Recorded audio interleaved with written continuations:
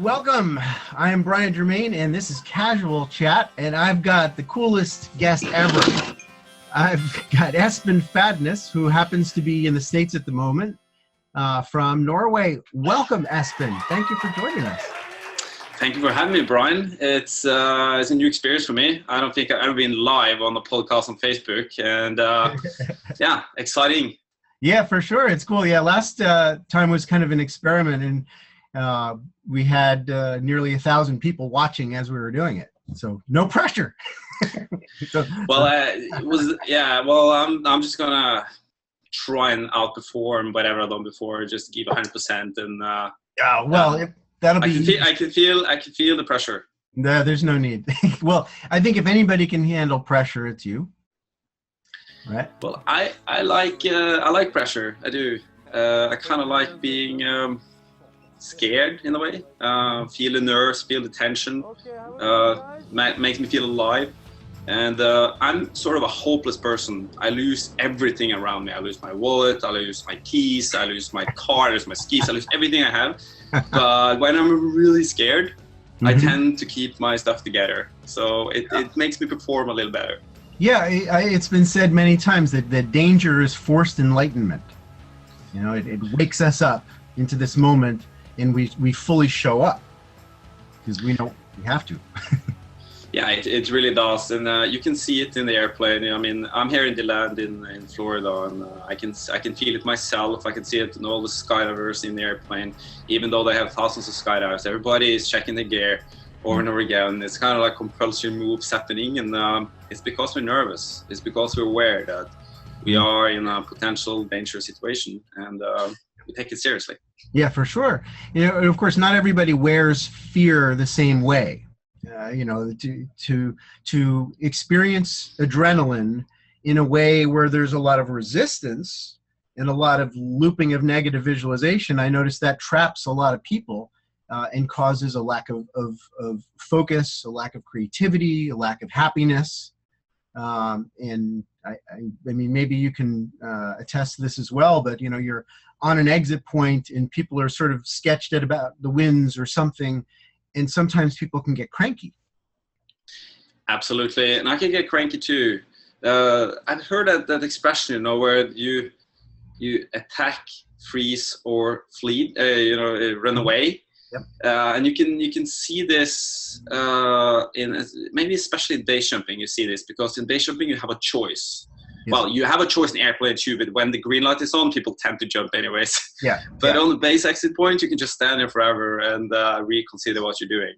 Yeah. And you can clearly see that the ones that stick in the game and stay there for many years are the ones that react in facing fear by trying to take control.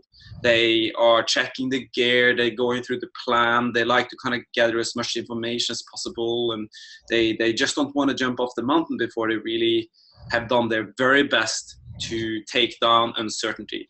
Yeah. And then I've seen the other type that is sort of just looking around and trying to find almost like some comfort in other people's decisions, and they almost freeze a little and just need help.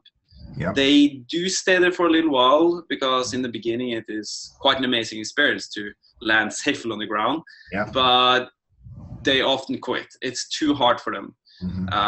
You can see it's almost those engineer kind of type of people that just really are particular and sit down and make sure that they have all the information they can. Yep. They love standing on exit points. Yeah. It seems like if you do it too long, it creates too much energy in the body, you know, too much rethinking once you've already checked all the boxes, as it were. You know, I've checked my pilot chute, I'm all zipped up, everything's there, the wind is there, there's no reason not to go, technically. Yeah. But yeah, I think that there's a point where we make ourselves miserable. People are different that way. I have friends that for some strange reason really enjoy hanging out on the exit point after they're completely ready. They just, I just want to sit down, look at the view. They just want to take some extra photos. They just want to wait. They just want to stand there. Yeah. I almost work like a skydiver. Like I check my gear, I make sure that everything is right, and then it's almost like mentally the green light is on and we gotta jump. Yeah. I'm ready. I just want to go. Yeah. Always like I just want to get it over with. I am nervous, and to be Well, sure. scared or to feel that sensation is comforting in some ways, because it makes me aware of that I am aware. But it isn't very comfortable to not have appetite for food, or feel your heart beating and be dry in your mouth and stuff like that. So when I am in those situations, I rather just go to the edge and go and perform. Yeah, for sure. And I do get grumpy if I'm one of my best friends, Yuki Sommer. He has a tendency of being kind of slow on exit point. He's like, he never have his GoPro ready. He's kind of like, he got to like build all these like systems of how he's going to film things, and he's also live streaming a lot on Facebook, and it just takes forever. And I'm just like, I had to hold back my grumpiness, because it is sort of my own inner battle of being taken out of my own routines and kind of adjusting to someone else's routines. But people are different. Yep. Yeah, I like to, like, before I'm launching paraglider, speedwing, base jump, whatever, I'm one of those that it's not that I'm nervous. That's not why I'm not going. I do like to savor the moment, you know? Like, I open my Ben & Jerry's and I wait 5 minutes before it melts a little bit. So it's just the right moment for me. I love to meditate, you know, to just sit down with my paraglider lines behind me and everything's ready to go. But I'm not leaving because I want to just enjoy this moment a little bit longer before the kinetic energy starts. But I think it's an opportunity to get nervous for sure. But, I always got to use this new word I learned from my girlfriend. It's a right moment. Was that good? I'm not English speaking native, but I kind of feel that's what you're saying. You know, you can't go too soon, or it's this moment where everything feels right. So letting things sink in. It's your moment. You kind of feel it, and then you go.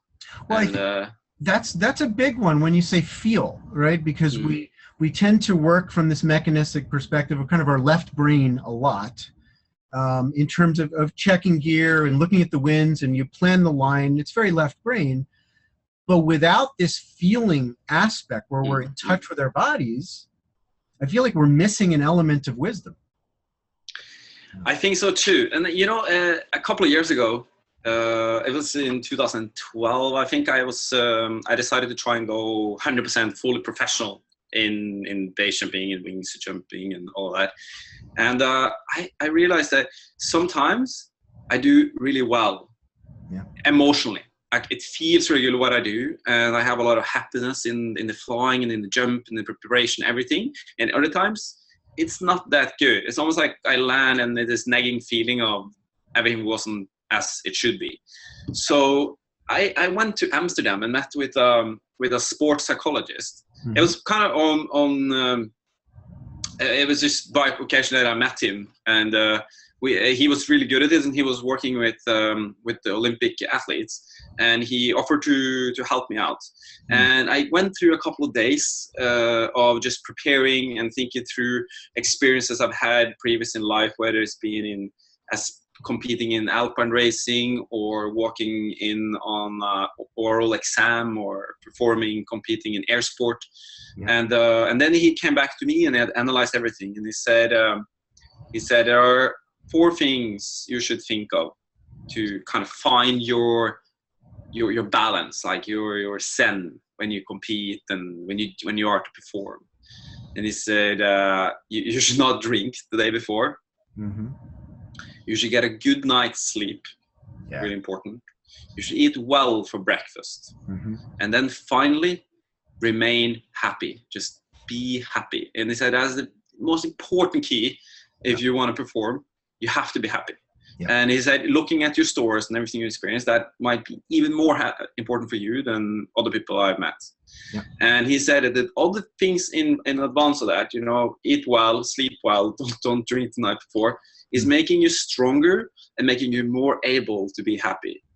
And I follow that, particularly in competitions. And I always, it's not necessarily just to stay happy, but one thing is, for example, I was at the World Championships in wingsuit flying in Sea Hills in November 2016. And it was a lot of challenges with that organization, because it's the first World Championships ever in Wings Flying happening there. So of course it's going to be challenges. You know, the run isn't the correct way. The wingsuit aren't doing as they're supposed to, and then I can just see the tension is growing, and people get annoyed. And I was just thinking back to 2012 in this session where he said, just stay happy. Mm-hmm. And the only way I can stay happy is just to kind of leave all this chaos, the outside chaos behind, and just focus on being happy, kind of try to be a positive impact to people around me, yep. And get up in an airplane and just do my best. Yeah. Smile. That's big, because of course, you know, as we look at the brain science, right? So depending on your mood, different centers in your brain are activated. And if we're trying for a holistic brain activation, where we have access to our wisdom, access to our skill in the moment, you know, where we don't have to think, we just react correctly.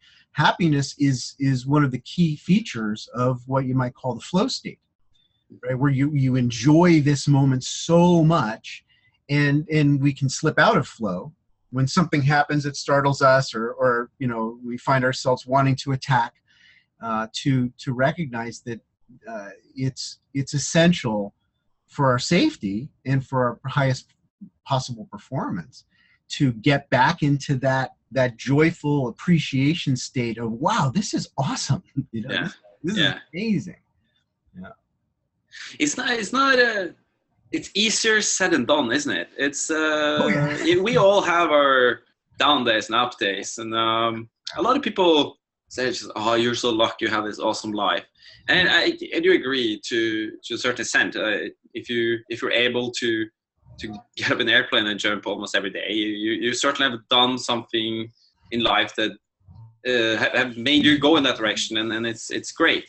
But I can really feel those days when things aren't right, and it's not easy to get into that happy, stoked mode. I always envy some people. I do have some friends in skydiving that seems to always be so amazed. Yeah. Like Micah Couch, you know, from who lives in Dubai. She's always like, yeah. Yeah. And Louise from Tribu is like, wow, like every single time. And I look at them, I wonder if I could go to a course with them and just learn how to be that stoked every single time. Because that they learn, like their learning curve, like is peaking. Always like it's new, right? Like yeah. Right, like a child, just wide awake and so into. Yeah, Lurch. I don't know if you've met Lurch. He's a great. I have. Yeah. And he lands it from every single jump. Every jump I've ever been on, and he is just hands in the air. Yeah. People are like, what happened? What was the big deal? He says, I jumped. It was awesome. You know, that was enough for him to get off. Yeah, he's an amazing guy. I remember him from the FIA World Cup in England in 2015, and it was the first time I met him, and he made a huge impression. And it was a person that not just himself personally had probably the most fun at the competition, but he lifted everybody else. He put a smile on everybody's face. Yeah, and that is it's an extraordinary skill. It is for sure. And I think it's the perspective that we're going to want to hold, because looking back, you know, because one of my intentions is to be a really old skydiver. Yeah. Really, you know, and still doing it, not just, you know, say, here's my old logbook from back when I used to jump, but 90 years old and still actually skydiving. And I don't want to have regrets on how I lived my life. You know, where I was trying to get the medals and trying to flog myself into success, beat myself into trying harder. I feel like that old guy is somewhere out there in time and space, that older version of me looking back on me now saying, lighten up, dude. Yeah. You know, love this moment. Love these people. Right I guess you never regret what you do. It's just you regret what you didn't do. And I think looking back, like, there's so many times where I've been under pressure and been too stressed. You know, it's so heavy what I'm doing. And then when it's done, I look back at it. It's just, why did I stress so much? Like, I could have just calmed down a little in the moment. Yeah. And growing all in this game, it must be amazing. I see a bright future of being a very old skydiver and base jumper. It must be amazing. My mother, she is of course quite worried for me jumping, as probably all mothers of skydivers and base jumpers are. And I normally, whenever she expresses a worry, I say, "Mom, I'm going to drive up to your funeral at some point. I'm going to take the car and drive up. And before I take the ferry to Molde, where she lives, I'm probably going to stop by the troll wall and hike up and do a base jump before I walk to the funeral and hold a memorial speech." And my mom was just, "Oh, okay.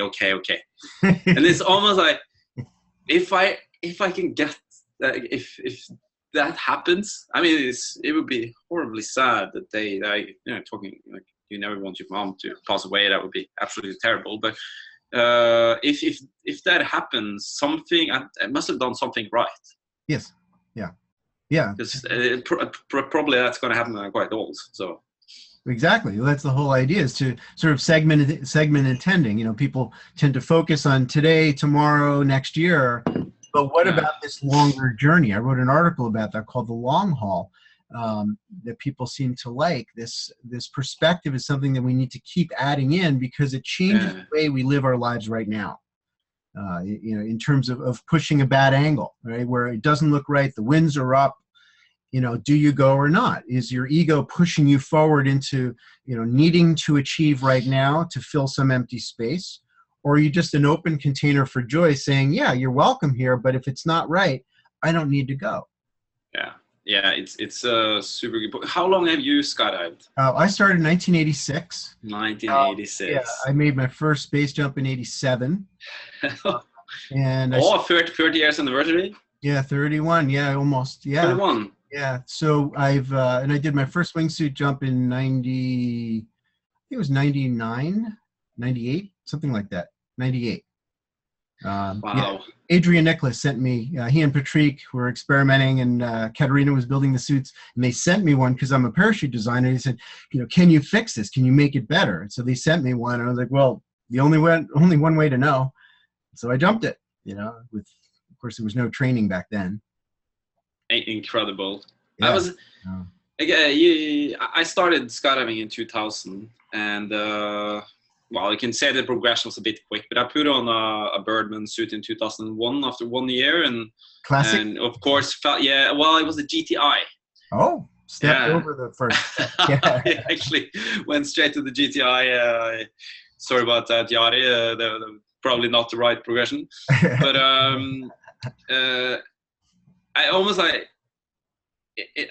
Sometimes I allow myself to say that I've been part of it quite a while, but at the same time, I was mentored by someone, and I met some really true good characters in the early 2000s that kind of guided me through the first couple of years, and many of them are still active. Many of them are still really good, both skydivers and base jumpers. They're in their 50s now. Mm-hmm. And to see how they approached it all, to see what risk-taking was in 2000, and see what risk-taking is today, we should be allowed to reflect a little on it. Yeah. Because these guys are still here. They have you are one of them, you know, skydived and base jump for well over 20 years, and still there. And for some reason, they choose not to be a meter above the ground. In a wingsuit, and for some reason they're still alive, and for some reason quite a few of those that have started the last 4, 5, 6 years in our sport are not here anymore. Yes. And I think we have some really good role models out there that have been part of the sport for more than 20 years, and I like hearing them speak. Absolutely. Yeah, this is what my whole company, right? It's based on adventure wisdom. That's the concept, and you don't get wisdom in a day. You know, it takes a long time, but there are people that, as you say, you know, mentors, masters, you could call them from a you know, spiritual perspective, but people that have an angle on it where they're not pushing too fast, but they don't stop pushing towards expansion of skill, expansion of knowledge. Right? Yeah, they're passionate, they're hungry for more understanding, and that's what I want to be when I grow up. You know, I'm not 50 yet, not till May. so I'm still a young spring chicken, you know. Oh, damn. You started young then, back in '86. Yeah, I was very young. It's interesting how it seems that people in their 50s that are active in skydiving and base jumping and paragliding and speed riding have more time than people in their early 20s. Yeah. It's a fascinating thought that we have less and less hurry the older we get in the sport. Yeah. Well, shouldn't it be the opposite? Or at least in theory. Yeah. Yeah. I don't have the answer for this, but sometimes, or actually quite often, we are progressing way too fast, and we allow our ego and desire to just explore very, very quick, stand in the way of some proper risk analysis and some proper kind of assessment of ourselves as performers there. Yeah. That's to assess. I'm guilty myself. I have been progressing super fast at parts of my time in air sport, both in skydiving and base jumping. Putting on the wingsuit a year after I skydived, for example, very good example. Yeah. And I do see, like, when I meet people today that are new in the sport, I just recognize myself. I just see them, and I just, how can I? Is it possible to just tell my story and say don't do that, but still, okay, but I'm alive, so maybe that's a bad example. But but you're obviously not a bad example, because your vibe on the drop zone, just as a mirror for you, is very cool. Is not crazy passionate, like out of control speed. You tend to be, from what I can see, sort of focused, and you speak slowly, and you don't run like crazy to the airplane generally. And I think that is one of the key elements, I think, to surviving this sport, is moving slowly enough that your brain can keep up. That you can feel your body, you can feel your emotions, and listen to that guidance that comes in our bodies, because you're not going a million miles an hour. I was thinking about it today, actually. I was watching, I was sitting in the airplane, and I've skydived for 17 years, and I've never had a cutaway. Wow. So I've actually never tried that, to have a malfunction and cut away the main and have that experience. I've tried on the ground many times. Yeah. And I do my fair share of practice on the ground to make sure that I can sort this out, especially in a new wingsuit and all. It's like, I really got to figure out if this is going to work. And then I was watching a person in the airplane just practicing, just really cool to watch, to see someone just like go okay, this is how it is. And I was looking at her and thinking, just doing it really slow. And then I was reflecting on it. I was sitting there. So I'm not a high level skydiving instructor or anything. I'm more of the doer, the performer. So I would probably be better off if I'd done more courses. But anyways, I was looking at her and thinking, that's really smart to do it slow, really slow. I can just see how she's doing it correct and slow, because, do it right. And then I was thinking about that, because quite a lot of the preparation I do myself, I do it very slow. But then when I do my own, I was just thinking of myself preparing for a cutaway. I'm like, well. And then I realized I'm gonna try and do it slower now. I'm gonna do what she did. Yeah, pay attention to the details, and exactly, correct method. Slow down. Yeah, so that you have awareness. Yeah, I've had at this point 13 cutaways, and every time I felt the whole time like I'm trying to focus on each detail, and everything is like this, like a flashlight in a dark room. In the whole time, I'm saying to myself, a little slower. Try to do it slower, because I'm not really running out of time. I just feel like I'm running out of time. And in every time I look back and I could have done it slower. I had more time than I used. Yeah. And what benefit to my own awareness of little details, like, all right, I'm reaching in for the cutaway, but I got a piece of my jumpsuit, or I'm about to cut away, but what if I timed it just right in my spin or something where my reserve deployment was better? and it's not an easy thing to do. But I wonder what else can I do to sort of close that gap, to rehearse for the improbable. I think it's a good question to ask, for every skydiver to say, well, what if I put my hands on my handles on a normal opening, just slowly, just go through the motions. What if in free fall or as I'm flying my wingsuit, I assume I have a total and I can't get to my pilot chute, and I find a way to get my hand on my reserve ripcord. This is something that we don't do, and yet sooner or later odds are going to catch up with us where we have to do that improbable event. And if we've never gone there, we're going to rush, and we're going to panic, and we're going to be slightly ineffective, or maybe wholly ineffective.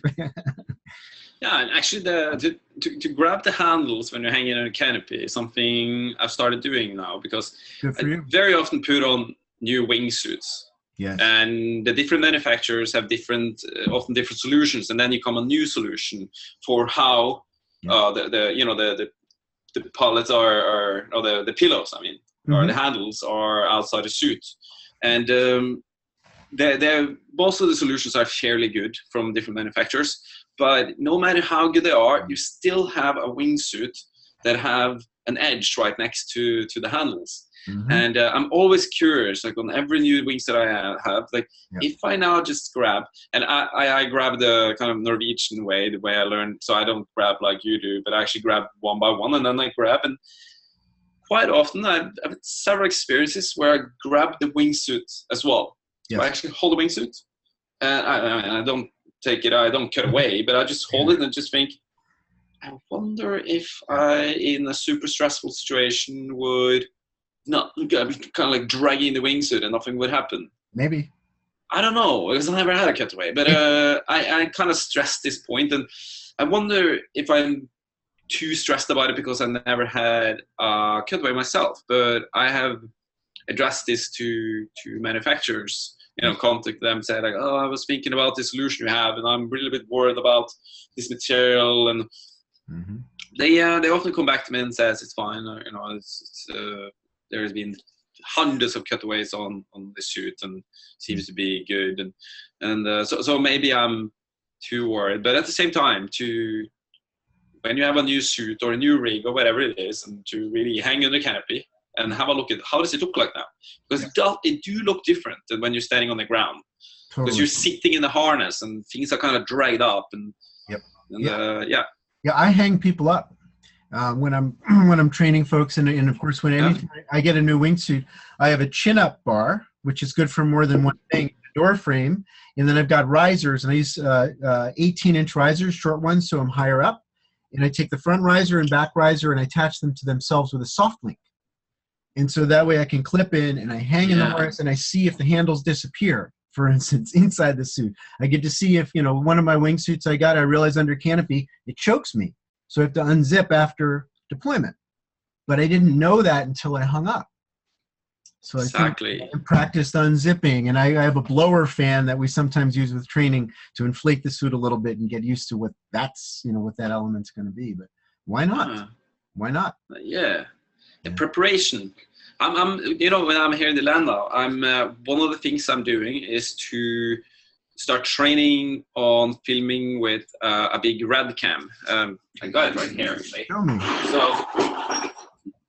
I just invested in a big ass camera. So I'm gonna put this on my head. Medium format, or what is that? This is a Red Epic Weapon. It's an 8K red camera. Cool. So pretty expensive. Yeah. So for all thieves out there, it's in the hangar. No, joking. But you know what? I've actually done quite a few base jumps with Red, and jumped out of helicopter with the single canopy systems. But I'm a little bit intimidated of the skydiving for one particular reason. I can cut away. Yes. And in base jumping, when you have one canopy, I never find myself in a situation sitting in a harness with a malfunction or something and cutting away. And I'm just trying to work my head around now and prepare to safely do skydiving with this camera. And I was just talking to some people here at the jobs, and they said, keep your head always like keep your head forward, keep your head there in case of a malfunction.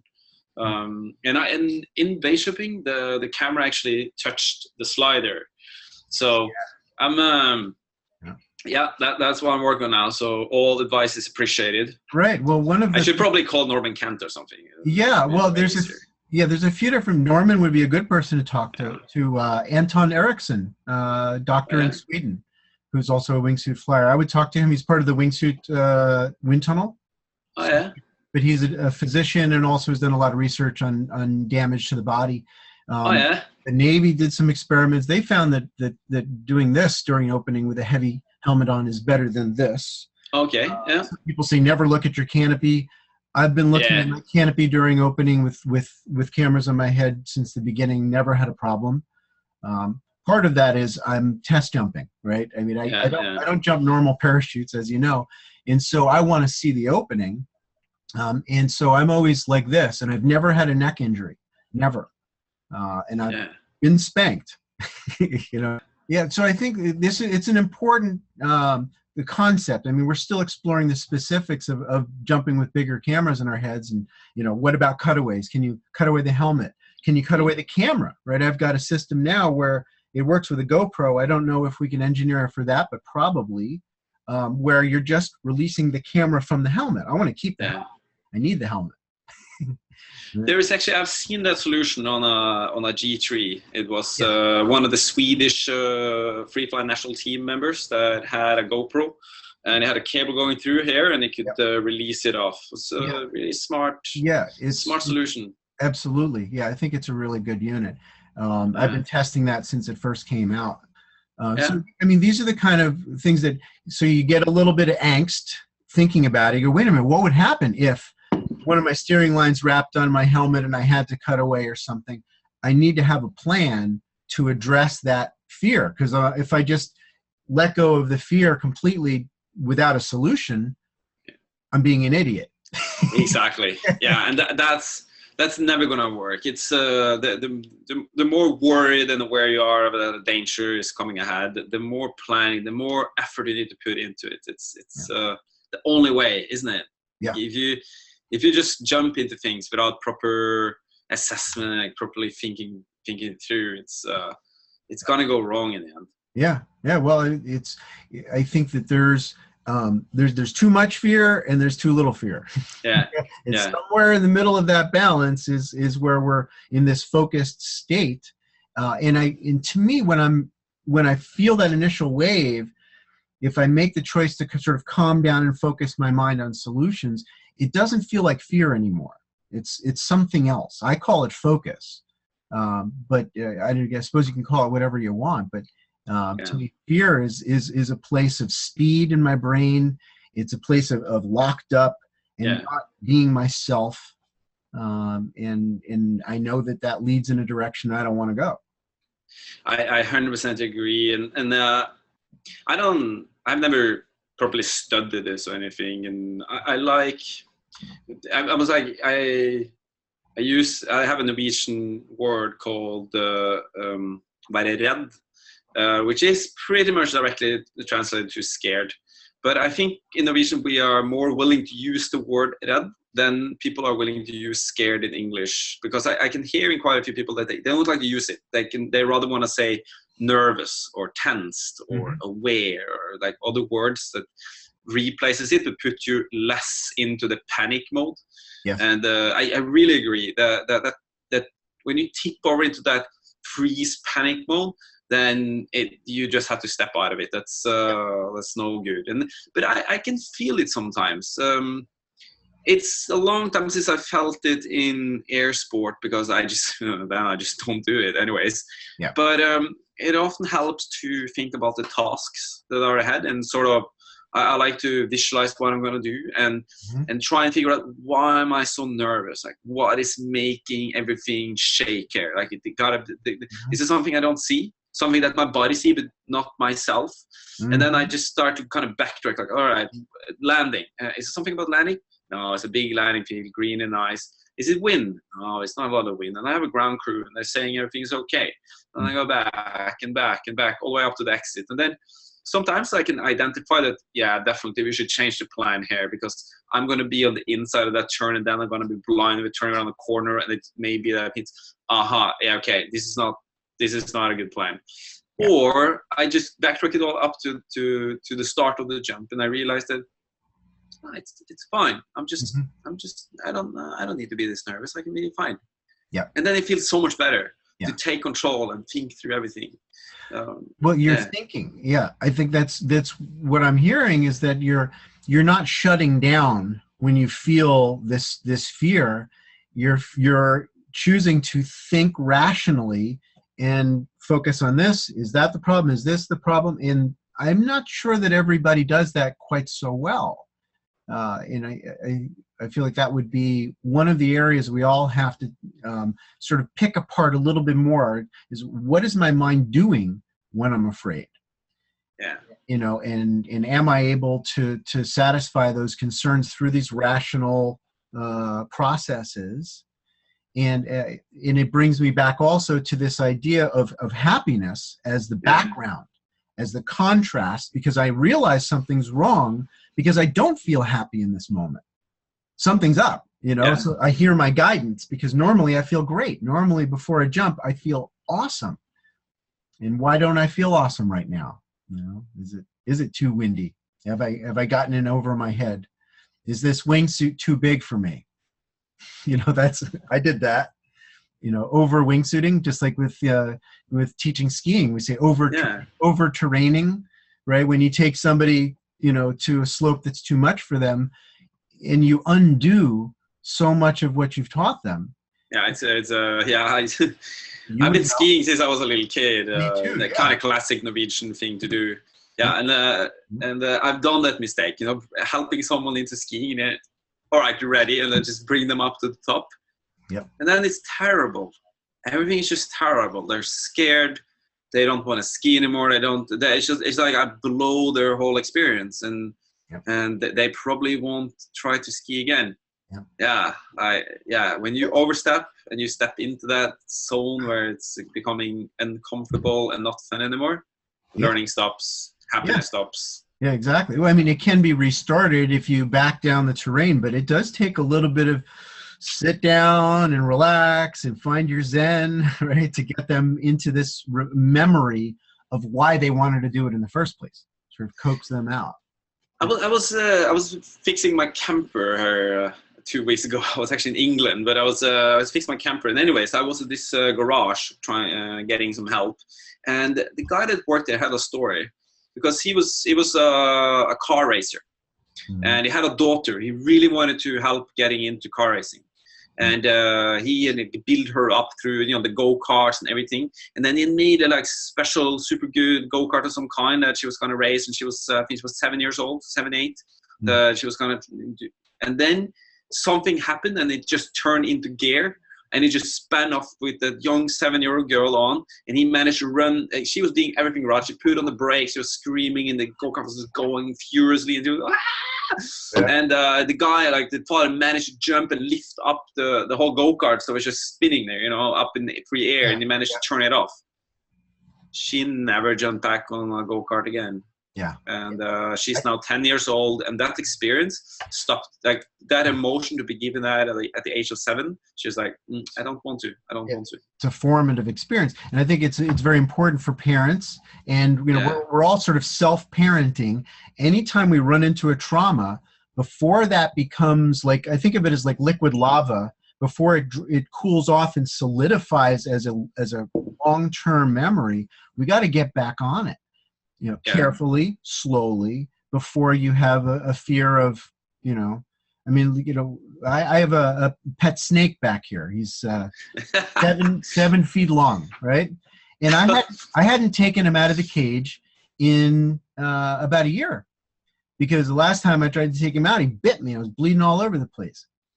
And it took me a while to sort of get up the motivation to do this. And I think it would have been easier if I had just, you know, maybe meditated ahead of time, you know, sort of find my own center and go about it the right way. It would have been better. But instead, a year later, it took me like the better part of an hour of sitting there with the top of the snake cage open, and he's looking at me, and he's sort of half coiled, and I'm looking right in his eyes going, it's okay, I'm your friend. You know, we talked for a while, and then I got him out, and I got to show all the kids. I had some friends over with their kids and walked around the house, and everything was fine. But I feel like this is an important metaphor. You got to take the snake out of the cage after he bites you. Maybe not immediately, but soon. Yeah. Soon. What is it saying? Get back on the horse. Yeah. Get back in the airplane. Yeah, it's you got a snake and you take it out of the cage, and it's poisonous. No. Okay. So it's not poisonous. No, I'm not stupid. No, it's a jungle carpet python, an Australian snake. He's a constrictor. Yeah. You know, I never had a snake. Yeah. I don't know why, but it was. I had a dream the other day where I dreamt that my girlfriend had a snake. It's like a pet, and then I dreamt that she had it in bed, like, you know, a pet in bed. And I woke up and I was freaking out by this snake in bed. I was just like, "Get that snake out of the bed!" And she was looking up at me, just, "What are you talking about?" I was like, "Get the snake out!" Like, the snake. She's like, "What are you talking about?" I said, "Snake!" And then I woke up and I was just like, I'm standing next to the bed, just screaming to her about the snake, and I was dreaming. Well, welcome to my life. Whoa! When I met Laura. Yeah. And, you know, she took me back to her house, and I saw in her bedroom she had a snake. This was not my snake. I've had lots of animals in my life, including snakes, but yeah, not like this. It's a huge one. And I think it was kind of the dragon that protected the princess, you know? So if the guy couldn't handle the snake in the bedroom, well, you know, he's not tough enough for her. Wow. So here I am 10 years later, and I still have the snake. And it's bitten you how many times? 4 or 5. Yeah. But is it painful? Is it worse than a bee or? No, it's just a laceration, but it's this moment of adrenaline, right? Yeah. Where you get the sharp focus of a malfunction, or, you know, I mean, I'm sure that you've had line twists on a base jump. Yeah, I have. And in that moment where you realize that you've got line twists, and for this moment, there's nothing you can do about it. Just for this, I mean, we find that you know, preventing line twists, you can spread the risers. Afterwards, you push them together, seems to be helpful. But other than that. It's a genius thing. Right? Yeah, I was just I'm kind of interrupting you now, but I remember I was watching.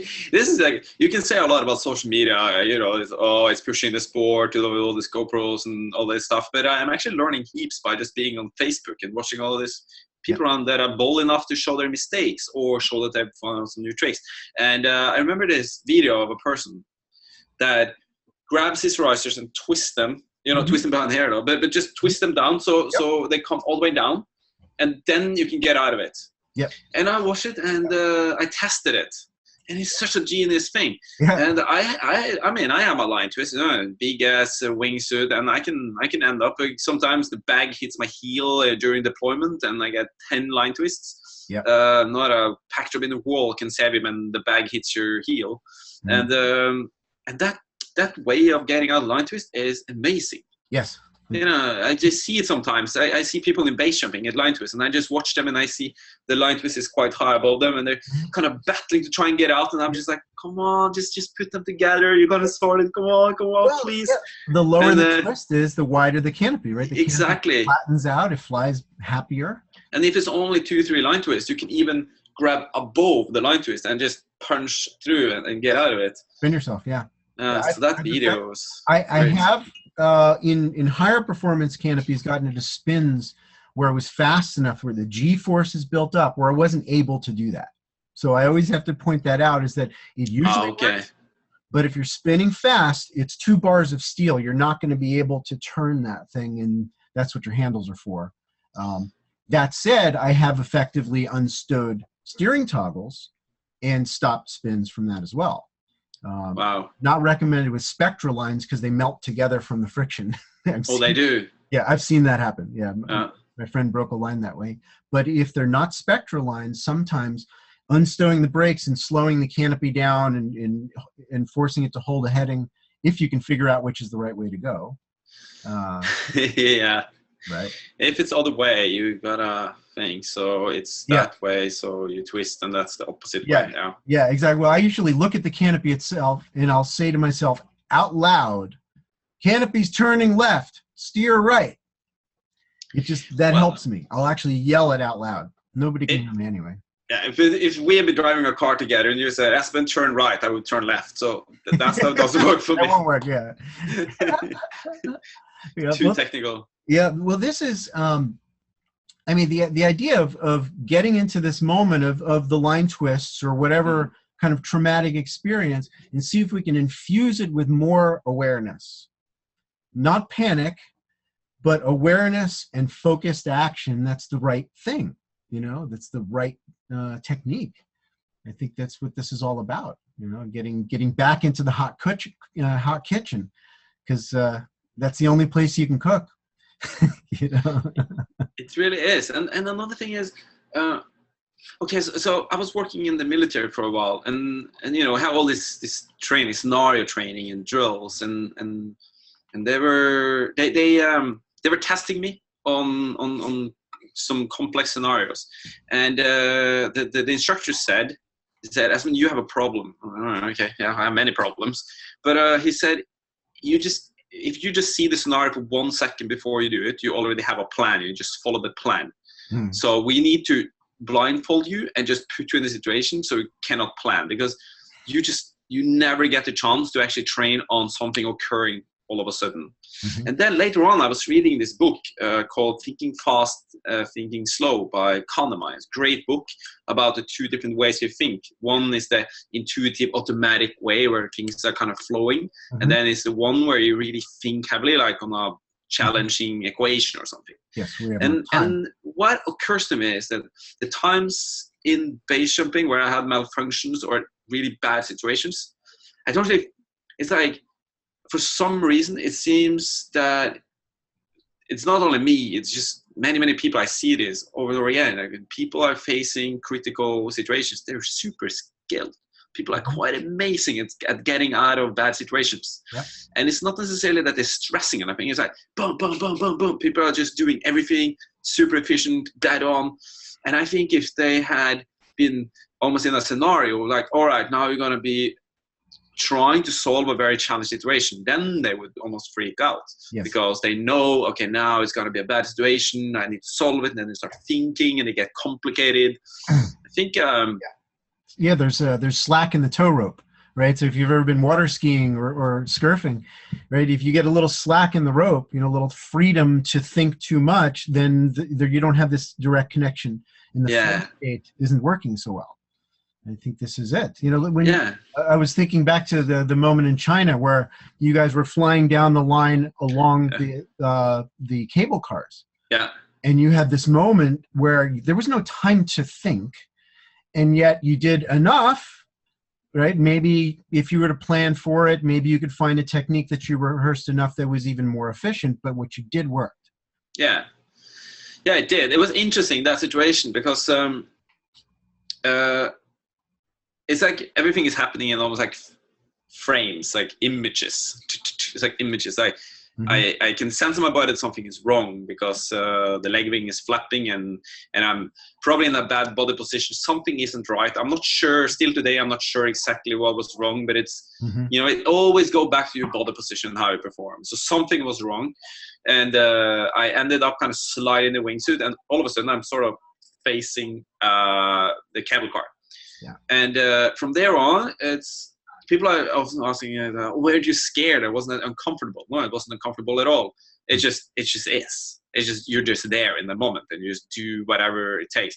And I had one frame just before it happened where I'm seeing Yuki Sommer on my left-hand side, and I'm sort of on my way to crash into the cable car. So I know, and this is something I'm not reflecting on, but it's sort of I'm turning away from cable car, but not a lot.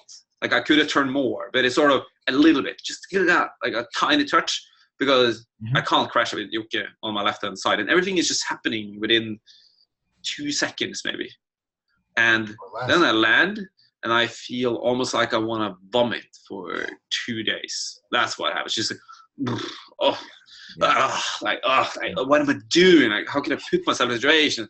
Terrible. And, you know, all this like, punishing myself, how could I do that? But in the moment, it's just this snap, snap, snap, snap, and Right. Yeah, there's interesting studies now with quantum physics where they have random number generators, and people are able to sort of listen, and it comes from the heart. The heart actually reacts, where people are able to predict from this random number generator a statistically significant number of what's about to happen, or images where they show, here's a flower, here's a pretty scene, here's a gruesome, disgusting thing with somebody's arm chopped off, and here's a pretty mountain scene, and here's a baby, and here's, you know, somebody with their guts spilling out. And right before the image that's gross, right, this is randomly generated, the person is able to see, you call it through the ether or slightly forward in time a few seconds. And the heart knows it. It's not the brain. It's the heart that reacts. Yeah. And we're able through this higher self, because when you think about an infant being generated, the brain doesn't form first, it's the heart. And so I think that this is one of our key elements in terms of tapping into wisdom that can get us out of trouble. You know, to give us that little bit of buffer across time, or whatever you want to call it, to, you know, have a little bit of a hint of what's about to happen. Yeah. It's interesting, so interesting how, you know, we know so little about our body, how we sense things and understand things and put things together, and it's everybody's talking about, or a lot of people talking about that feeling, like sense something, you know, you sense something was wrong, something was going to happen, that feeling. And there's something there, and we know so little about it, and it's very fascinating. And I can't put up a personal specific experience, but I've heard many people talk about it, that they almost annoyed with themselves. You know, something happens, a terrible accident or something bad happened. And then looking back at it, we're going to go through what was actually the talk at the top, what was happening there. And then there could be more than one person expressing, like there's, you know, they don't feel it. There's something wrong. There's something, there's not everything is correct. And, and why do they feel this? What is it? I'm personally, I'm a kind of like, I believe in physics and science, and I've always been, I was like that. I'm kind of raised that way, but this part of us is very fascinating, and it just balances in between what we know in science and also what we believe, and you know, how we kind of anticipate that we work, and quantum physics is a subject that is, you know, people have worked a lot on it, but it's still just almost like we're touching the surface of it. Yeah, we're absolute babies, but we do have our own experience. We do have our own, all these data points that are real, you know, and so from a scientific perspective, if you have a funny feeling where you shouldn't do something and you do it and then it turns out bad, that's a data point that you had guidance. You know? And it seems to me that when I've been miserable for a while, like I wake up on the wrong side of the bed, I don't get a chance to meditate, I don't have my moment of listening to the birds, and I'm just sort of tumbling through my day, high speed and cranky, I don't hear my guidance, because I don't have the background of happiness to show me this illuminated, backlit, illuminated dark spot of a negative emotion saying, Brian, something's about to happen. That's my cosmology of how my own guidance works. And so if I'm suffering from miserable bastard syndrome, it's like my antennas go and I got nothing.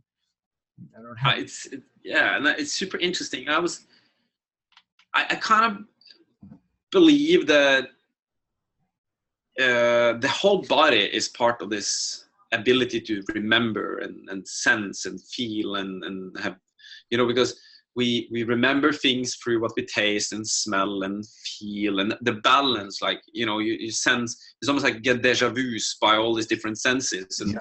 And I sometimes think that, you know, if I see myself in this, that my body is trying to tell me something.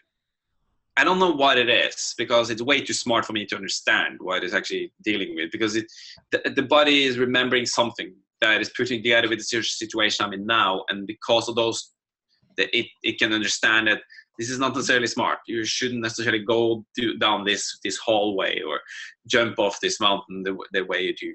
But I'm overwriting it with my brain because I'm like, no, because I have packed my canopy well and the wind isn't bad and the landing area is good. So I sort of overwrite this feeling and I just do it. Yep. And I do it over and over again. And again, I gotta mention my friend Yuki Sommer, because he don't. If he feels that something isn't right, he walk down again. And I normally give him a bunch of shit for it because it's a perfect sunny day. And he's like, no, I don't feel it. And I'm like, come on, you can't just say you don't feel it. I was like, nah, but something wrong. Like, there's something about the vibe here. And say something isn't right. Like, nobody is going to push me off this mountain anyways. I'm like, and then later on, I just sort of like calm down and there is something about it.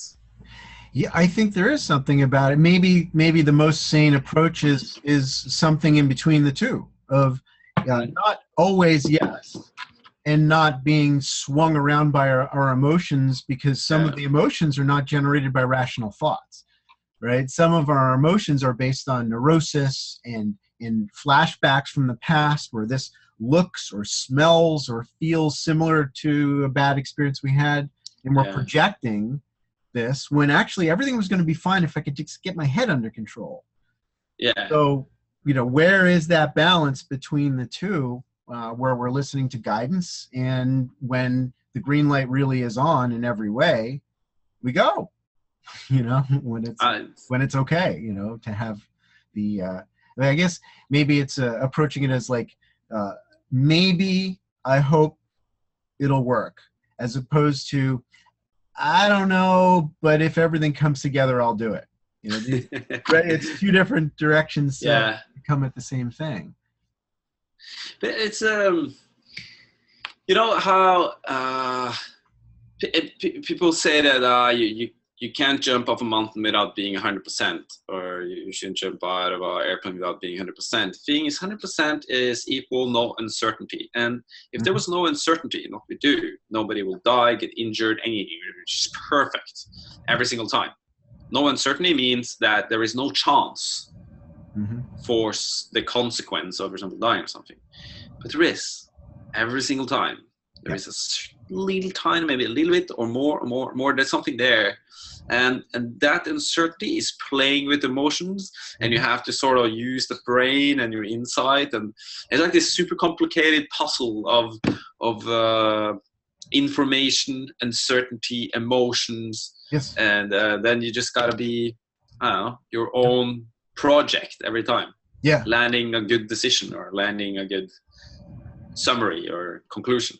Right. Yeah. It's been said many times that it's our risk assessment really is perceived ability weighed against perceived risk. Perceived ability.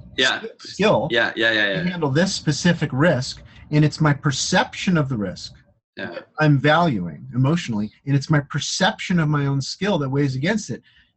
I'm not always that good at evaluating my skill. Sometimes I underestimate it. Sometimes I overestimate my skill. And the same with the risk. I've had lots of perceived risks that were, they felt like a high risk to me. It was actually totally sane. There was nothing wrong here. Singing a song in front of a large group of people in your underwear. Are you really at risk? And yet you'd probably be sweating if you had 10 minutes to think about it before doing it. It's a great example, and I was thinking because perceiving risk is it's based on knowledge. Like if you don't know, you will never see. Like you can't perceive and understand risk if you don't understand what risk is. And I was organizing on a boogie down in Morocco for Christmas, and we were jumping out of a porter. Porter was kind of cramped in, and we were trying to do 4, 5, 6 ways with wingsuits. And then we had a couple of close calls where we had 2 before we had to just stop and just rethink the whole thing. What happens is that the last person in the group is kind of cramped into this porter, and for some reason is struggling to get out of the airplane. So just goes out, lose control, ends up on their back, of course falls much slower than, no, much faster, than the group. Yeah. And then combining this with that people are jumping on a porter and the whole formation is supposed to turn off the run, but because people are struggling a bit with this cramped quarter, people aren't really, they aren't able to turn immediately, and all of a sudden you have situations where you have a wingsuit just passing by on their back, like right next to people's heads, and then I realized that this is a risk that I haven't been able to see. Yes. I haven't seen it before I saw it, and then it was too late, because now we just ended up in a situation where it was just luck that someone didn't get injured. I was the organizer. My 100% my responsibility to organize something that is safe, but I didn't see it coming. Yeah. And so I have all these skills, understanding of how good I am or the others, and then I have all this risk that I'm assessing and understanding, but I will never understand everything. It's just, and that's so typical in skydiving in all these air sports, that almost every time something bad happens, we increase our knowledge in why it's dangerous. It's like, whoa, that happened. Well, that's interesting. Never seen that one before. And then just builds and builds and builds. Yeah. I think that's the fun part, isn't it? To be a student of risk. Leaning forward into this, it's like we're watching a lecture and leaning into it going, okay, what else don't I know that I don't know? Give me more, because my knowledge empowers me, and it makes me not only safer, but it gives me more latitude for joy. I can have more fun, if I'm more knowledgeable. Absolutely. I think this is something that is normal for a lot of skydivers and base jumpers that have been part of for many years, but also, like, the more years you have in the sport, the more you want to learn, and the more you realize that you don't know. It's like this jungle of information and possibilities and flying techniques and equipment, and there can be so many different things, and opinions and opinions as well. And there's so much to learn. It's just amazing. And isn't that the whole point of it all? To just have this learning curve, like that's what brings joy, at least for many, me as well, just to get new knowledge. And I think the learning curve doesn't always steadily go up. No. If you were to plot the overall lifetime, sure, but there's a lot of this, or like, the first time I jumped. Is it ever going like this, or is it? I think that it drops down. I think there's times where I was talking with Jay Maletsky last week about people going to canopy courses, and we say, all right, we're going to try to pay attention to what you've been doing so we can leverage the knowledge of your habits. But at the same time, I'm going to give you so many novel ideas that you're going to break down these habits to the point where you're going to make new mistakes. You're going to feel completely confused and overwhelmed and scared because you're outside of your comfort zone. And you're going to suck a little, but it's a new kind of suckage. It's the kind of suckage where there's awareness of this novel experience, and you're trying something that is not normal for you. And I think it's the only way to get above our plane out. People do plane out. They keep doing the same stuff. And or maybe knowledge can sometimes make performance decrease for a little bit, because the knowledge is challenging you to do things differently. Or I guess that's just a different way of explaining the same.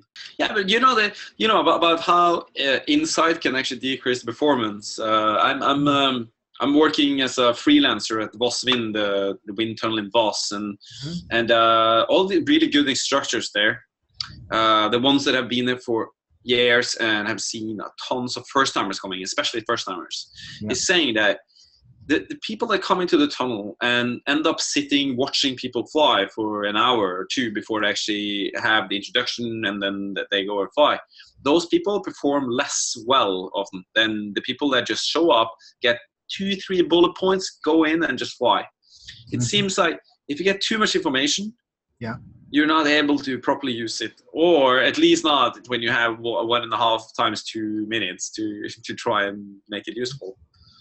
And maybe that's something to remember for people that are instructors or organizers, that you may feel that you need to constantly give people feedback, more and more feedback. They should do this, they should do that, and for every jump or for every time you fly with them. But when you're a new beginner, or I can just speak for personal experience, just trying to learn how to fly free flying, for example, something I tried to learn the last couple of years. Just if people are telling me 3, 4, 5, 6 things I should do better, I just end up sitting in the airplane below. Like I just can't. I can't cope with right. One bit one thing. One thing. That's enough. Yeah, it's true. We get overwhelmed. Yeah. And so I notice as a teacher that there's this desire to not overteach and create overwhelmment. And the other side is if we go too far that direction, we have students that are not prepared for the eventuality of the malfunction or the spinning wingsuit on your back. If you don't have a plan for that, you don't know what to do. So there still has to be, you're always flirting with overwhelmment. But I think that maybe we should consider if we're going to have a student with a lot of information in their head, to have a period of time, 5 minutes or more before, where you're just talking in simple terms. Yeah. Here's what I want you to focus. Forget all that other stuff. It's in your head if you need it. But right now, I want you to meditate. I want you to sit here silently, look in my eyes. I'm not scared. It's going to be okay. How about your breathing? Let's focus on that. I think that's important as well. That is something that I'm very curious about. I was actually thinking about it in the airplane today because I was reading an old Skada book from the mid-90s where it said that breathing is almost like the foundation of proper flying. Free fall. You gotta breathe. If you don't breathe, you're just stressing out. You're not doing well. Yeah. And then I'm thinking about myself, and I have no idea how I'm breathing. So I was just trying to. I was thinking, okay, today I'm gonna think about the breathing, but I was given too many tasks, so things to try and remember, so I forgot about the breathing all day. So I guess that's going to be my task for tomorrow. But maybe some meditation first would be an idea. Yeah. Absolutely. Well, of course, what is meditating but noticing your breathing? Yeah. Because if you say, I want you to think about nothing. Is that possible? With lots of training, I've gone away to ashrams in the mountains where all I did was sit and meditate for a month and not talk. Yeah. Wow, you've done that? Yep. Wow. And you do get really clear. After some time, you are able to just sit down and experience nothing but this present moment with an empty mind. And then you have another thought, you do. But it seems to me that even when you're there, you are focused on something. You're focusing on your breathing and in your body. Yeah. There is something going on of the air going in and out, slowly controlled breathing. That's not nothing. So the mind needs something. You're a sentient being. You're not really trying to shut off. You're trying to shut off the busy mind. Yeah. I really want to do that. It's just that I have this project going on now, and then I'm going to work in the tunnel all summer, and then I have to prepare this Wings team, and then I got to go and do the Wings competition, and then it's Christmas, and then, I know. The hard life of a skydiver. Oh, it's so and then all the social media, I got to update. Well, I just suggest. How do you get time to go to India and meditate? Well, that was a number of years ago before I had kids. Yeah. I don't even have kids. I should have time to do that stuff. Yeah, well, you're still young.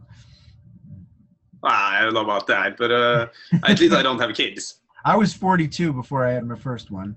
Yeah? You met my kids. They're fun. Yeah. They're fun. And you have really cool kids though. You have the kids that can hang out even when you're up skydiving or something. They're super kids. Yeah. Well, they relate to adults in the way that adults relate to adults. So they're not playing the role of kid. They're just being a person on the drop zone. Yeah. Which is, I think, important. And my next door neighbor all the time says, man, every time I see your kid, we have like this half an hour conversation like adults. And he's so shocked that he's talking to a 7-year-old kid. Like, yeah, they're not stupid. They're just young. Maybe they have a dad that likes discussions. Yeah. Yeah, well, there's that for sure. Yeah. No, it's really cool though. That is amazing. There's not a lot of kids that can do that. Yeah. To just really engage and be that aware. I feel fortunate that I have the kind of kids that are up for that. But you were raised in some ways the way I'm raising my boys, where you were, skiing from the time you were little and hiking and climbing and all, just like we do. And I think it's a value judgment for a parent to say, this is something that's important. I believe that adventure and in the lessons we learn along the lines there, it's as valuable, if not more valuable, than what they're getting in school. Yeah, and I think I was personally raised quite, I wouldn't say strict, but it was very clear red lines around me when I was a kid. I had to go to bed at a specific time. I had to sit at the table until I've eaten up my food. I had to sit until the last person was done eating dinner, for example. Yeah. But they never stopped me from exploring. Mm-hmm. And they even encouraged me to do so. If I wanted to climb up a tree, if I wanted to make a zip line from the top of a tree down to the balcony, or it could be anything, they were just, all right, be careful. That was what they could say, be careful, but that was pretty much it. And my dad often said, hey, tell me if you need some help. Yeah. And then I was just out there exploring. I could go, I don't know, I could go skiing midnight, like in darkness, walk up in darkness, just ski with the headlamp when I was a kid, and it was fine. And I sometimes was really scared because I thought it was dangerous animals in the forest, but I was allowed to do all that stuff. And I walked to school from first grade and all that. And looking, I'm not a parent, and I guess things are quite different now compared to what they used to be. But if you want a kid that is independent and like to explore and have the courage to try and step out of the comfort zone and do cool things, they got to be allowed to explore the world from the age of 6 months, 3 months. Like you can't like, protect them like a fragile vase until they're 15, and then all of a sudden they're going to do something. They're going to just be these freaked out kids. Or that's my opinion. I agree with you. And it creates a certain kind of person that is not a spectator in life, that is actually leaning into it and doing their best to explore the details and learn consequences. To learn the consequences of failure, I think absolutely it's vital. It's sort of like, well, I'm not going to help you to climb in the tree, but you can climb as high as you want to if you do it yourself. Yeah. Someone's like, figure it out. Yeah. And if they are allowed to figure this out when they're really young, they're not going to climb 50 meters up in the tree. They're going to climb maybe 1 meter and then fall down and hurt themselves a little. And then they figure out that, oh, it's kind of painful to crash. You got to be a bit careful. Yeah. It suddenly you're reminding me of last year. Laura's mom was visiting, and she came running into the house in a panic. She's, I don't know how to deal with this. And I came outside, and Joshua is up in a tree. I guess this was 2 years ago. He was about 5. He climbed up his climbing tree, and he was up at the edge of the gutter. I mean, he was, I would say, probably about 4 meters up at least, maybe more. Yeah. And he's just, he's hanging from his arms, swinging, no feet on. This is what he does because he's explored his limits. He knows what he can and can't do already. But she didn't raise her kids that way. No. And few people do. Yeah, Laura became an adventure person sort of in spite of that. I guess because she was the youngest of 4 and she wasn't, watched as much. So that's why she is who she is. But I feel like a lot of parents could take a closer look at that, and we don't want them to just be haphazard adventure people because they get hurt and killed, right? Some, some do. So how do we raise and continue to nurture within ourselves the kind of person that does become an old, wise teacher of adventure? Yeah, a guide. For some reason, and I don't have the answer for this, but this is an observation. For some reason, some kids break their legs, and some kids don't. Yeah. But both of them are willing to explore and go there. It's just for some reason, some kids are like, yeah, that might not be that smart, to jump from 5 meters down there, but I'll jump from here where there's 3 meters and it's still fun, but I'm at least not going to break my legs. But some kids just, they go for it and they get injured. And I can see that a little bit in air sport as well, in skydiving, for example, that we're all risk takers, aren't we? Like, we're all willing to jump out of that airplane. But for some reason, some people are like, yeah, I'm not going to downsize to that canopy immediately. Nah, I'm not going to try that 270 before I figure out how to, do a search and little, use the front straightforward and things like that. Just for some reason, some people are just kind of overboard.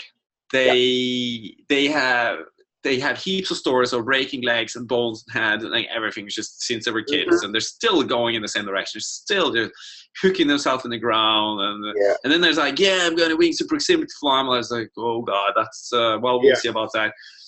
And I wonder why some are able to push, but just push so much, while others are just way off. You have the answer, but I don't know. I don't have a direct answer because it seems like they're all somewhat different. But I think one of the possible answers is that some of them are really good at listening to their gut. They might have this full-on attitude, but they're not all thrust and no rudder, like Tom Pyrus used to say. There is a throttle control there when there is a bad feeling, to throttle back a little bit and gain a little bit more control by reduced velocity. Some people have that, and there's feelers that not only feel the gut sensations, but also they're able to feel their body better. Yeah. I think that's also part of it. Yeah, and I also think that people that are allowing themselves to feel that or do feel the fear and allow themselves to kind of feel that gut feeling like, no, I don't feel this. They're the kind of people that stay in the sport. They find joy in that, to cope with these emotions, and they work on it. While a lot of the people that don't really feel it and they just charge, they might be skydiving for a couple of years, maybe 3, 4, 5 years maximum, and then they just like, nah, they're going to go over to motor biking or something else that is maybe giving them more adrenaline or more, because it's not that exciting anymore to jump off a mountain or to jump out of an airplane.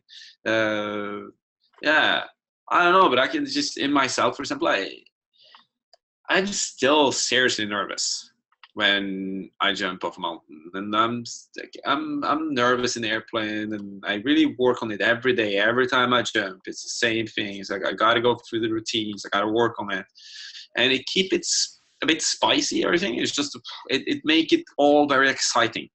Make it a task every time, and it make it joyful. Like I still have the preparation airplane. It's like still really not nerve-wracking, but I can feel that tension and the energy, that electrical energy in the airplane. And I'm still in the moment, flying in free fall, and wow, it's so amazing. And then I feel the joy landing, like hearing the birds sing a little louder than normal, feeling the smell of the grass, and to allow yourself to feel that, I think also gives you the opportunity to continue to be excited about whatever discipline in air sport you do, or anything else in life that is maybe a little bit spicy. Yeah, let yourself feel. Let you ride the wave of emotion and know that what goes down will come back up again, and just keep moving forward. Yeah. To not disconnect the heart, to not. Exactly. No, never. If you disconnect the heart, then what's the point of it anyways? Then you're just robot. What are you then? Yeah, robot skydiver. Yeah. I don't want to be that. I've seen a few of them. They maybe have done a little bit too many days in a row at the drop zone. They just like go and go and go and go. Yeah. You want excited people, whether it's tandem instructors, AFF people, free flyers, organizers. Yeah. Inspired. Inspired and stoked. Exactly. Yeah, to live in Stoke. Yeah. There you go. That maybe that's the name of your new book, Living in Stoke. Well, maybe that, or coping with your fears. Yeah. Or enjoying your fears. I mean, that's the word. Well, I think so. That's a that's a really one of the threads that I'm seeing going through the whole conversation is don't be afraid to be afraid. Yeah. And sort of revel in the fact that this is exciting, and you may choose to push the abort button. Sometimes you don't have a choice about that one. Yeah, exactly. No. But you just go and keep making decisions. Yeah. I was so it seems that I can cope fairly well with jumping off a mountain, but standing in front of people and holding a presentation have always been this big fear in mine. It's super scary to just hold a presentation with heaps of people. And the interesting thing is that when I'm standing on a mountain, I can always just nah, I'm gonna go down. I don't feel it. But when you have 400 people in front of you and it's 5 minutes until you're gonna go on stage, you can't really fail. You can't really I'm not gonna do it. I don't feel it. I'm too nervous. It's shit. I gotta do this. Yeah, I have to. There's no choice. I am going up on the stage. Yep. I wish I was a little better prepared, but I'm going to do it. But the interesting thing, though, is that skydiving and maybe especially base jumping have helped me to overcome that fear and become better at it. Because it's almost like in a mini version, every time I jump, whether it's out of an airplane or off a mountain, it's like this mini feeling of the same. It's like the preparation. Mm-hmm. You step on the stage, you're performing, and it's really fun to perform. And then afterwards, it's almost like euphoria of happiness because you hopefully mastered it well. And then the same thing happens on stage, and the more you do it, the better it feels. And it gives what do you call it? It gives effects at other places in life. Yeah, well, that's where I was about to point it is it seems to me that every time we break through fear or enough to move forward and enough to succeed through that specific task, we're learning something about ourselves, which is I'm capable of calming down enough to function. Maybe I'm not going to get all the way to calm. I'm not going to be, in Zen mode before I exit an airplane or off a cliff or anything like that, but I can calm down enough and I can focus on these details and I can take that confidence. Right? Yeah. I can take that confidence in myself to push through the next fear experience. Absolutely. I can extrapolate that message that I am the kind of person that can handle myself in a crisis. And I start to believe in myself enough to superimpose that to something else, right? I mean, I think that what you learned on the ski slopes as a kid, just like I did, ski racing was my life as well for a long time. That message of even when things get funny, I can refocus and solve, and I can apply that to everything in my life, which is why I am a huge advocate of adventure in general. Yeah, it's really cool that you say it, and I really believe that we can do. We are capable of so much more. Mm-hmm. I am, you are, we are all capable of so much more, and we are held back by both the actual risk of what we're about to do, which is good. But we're also held back by this felt risk that isn't necessarily that good. There's like this inner demons almost that is holding us back from fulfilling our potential in whatever we do, whether it is to go on a date with this girl you really like, or going to a job interview, or a presentation, or jumping out of the airplane. It's like anything you do. We all have these demons, these things that is just like kind of cramping in. And every time we're able to overcome it a little bit, take a little, like one step further, we get better at overcoming the next. It's kind of like people say that the hardest second language or the next language you learn is the second, and then it gets easier on the third language, and the fourth language, and fifth gets easier and easier. I don't really know, but because I only speak Norwegian and English, but I think it almost is like that with risk taking as well. That just you got to build confidence and learn to realize that even though you're, as you say, close to that panic mode, you're still able to take it a little down, find like partially that zen, and then you move on. And then based on that experience, you can next time maybe more confident, knowing that, okay, I feel this, but that's okay because I can calm down a little more. Yeah. And then you become this person that is more and more capable. Yeah. more and more capable of engaging the things that matter most. Yeah. Right? The things that are really, really intense, like these moments Yeah. of vulnerability with relationships are Exactly. terrifying, especially when you're in the middle of a fight and you have to remember that you love the person and the point that you're trying to make is not as important as the love, you know? To me, that's all the same skill of being able to work in the hot kitchen of high physical emotions, you know, because to me, emotion is a physical response, and bring it down enough to keep the brain working and say, well, what matters most right now? It is seriously tricky, isn't it? And Yeah.